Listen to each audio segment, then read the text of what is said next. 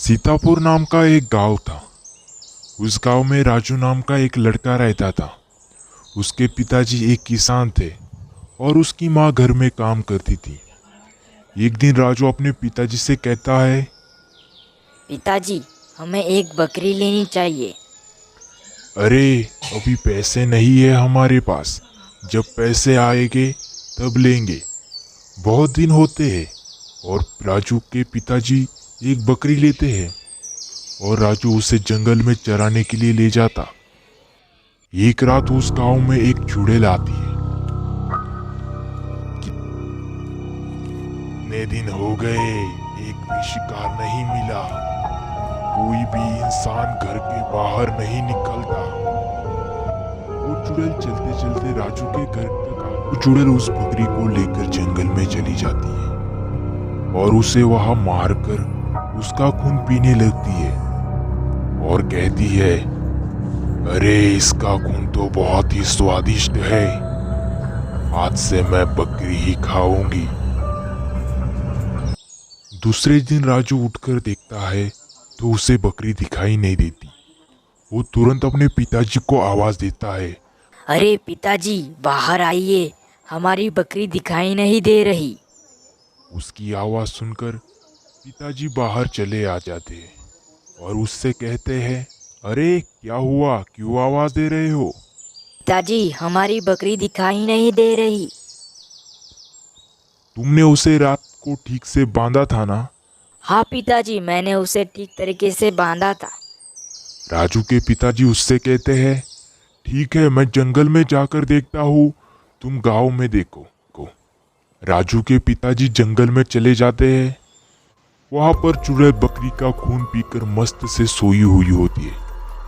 राजू के पिताजी उसे देख लेते हैं। अरे ये तो चुड़ैल है, यहाँ से निकलना होगा वरना ये मुझे देख लेगी। राजू के पिताजी वहां से निकलकर घर आते हैं। वो घर में किसी को नहीं बताते कि उन्होंने जंगल में क्या देखा। फिर दूसरे दिन चुड़ैल फिर से गांव में आती है और फिर से एक बकरी को लेकर जाती है। ऐसा ही हर रोज होने लगता है। गांव वाले बहुत ज्यादा परेशान हो जाते हैं। अरे कौन है जो हमारी बकरियां चुरा कर ले जाता है, कुछ पता नहीं लग रहा। उधर राजू के पिताजी सब बात सुन रहे होते हैं। वो सोचते हैं अब मुझे गांव वालों को बताना चाहिए।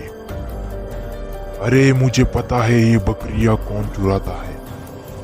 उस घने जंगल में एक चुड़ैल है जो इन बकरियों को लेकर जाती है और उन्हें मार देती है और उनका खून पीने लगती है। तभी ये गांव वाला कहता है, अरे पहले क्यों नहीं बताया तुमने?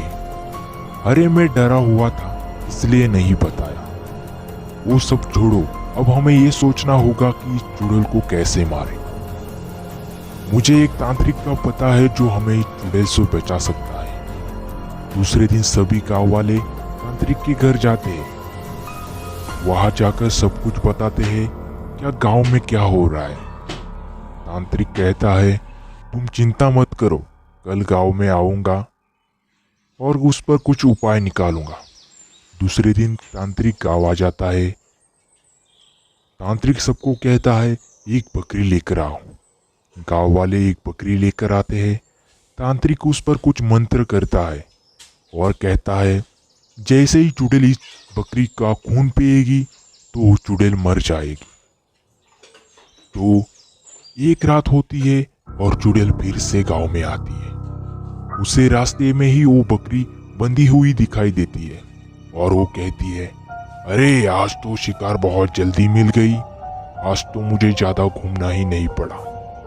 और वो चुड़ैल उसको उठाकर जंगल में ले जाती है और उसी बकरी को मार देती है और उसका खून पीने लगती है। उसका खून पीकर वो थोड़ी देर में ही मर जाती है और वो चुड़ैल का सर्वनाश हो जाता है।